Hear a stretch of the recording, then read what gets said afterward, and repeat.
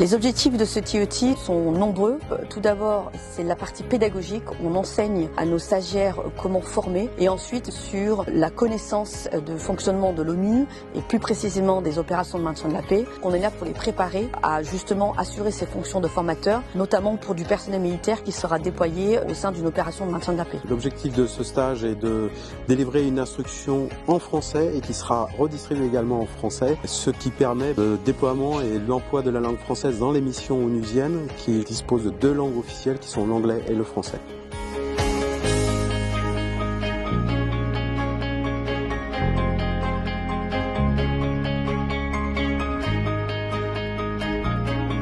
Il y a une partie qui est formation de formateurs et c'est donner aux participants la possibilité d'organiser tout le savoir dans un contexte qui est tout particulier, celui des standards et des prérequis des Nations Unies. La deuxième partie, c'est le contenu du STM qui est spécialement dédié pour les futurs casques bleus. Ça leur permet aussi de présenter les standards et les prérequis qui leur permettront d'animer les différents états-majors de la composante militaire. Ces 15 jours de formation ont été bénéfiques. Cela a amélioré considérablement nos connaissances pour tout ce qui est du système des Nations Unies. La France promeut l'agenda Femmes, Paix et Sécurité. Nous avons donc cette année un tiers des stagiaires qui sont des militaires, policières ou gendarmes féminins. Toutes les méthodologies pédagogiques que nous avons appris ici, nous pouvons appliquer bien dans notre pays, partager toute cette information pour améliorer la formation de tous les autres formateurs.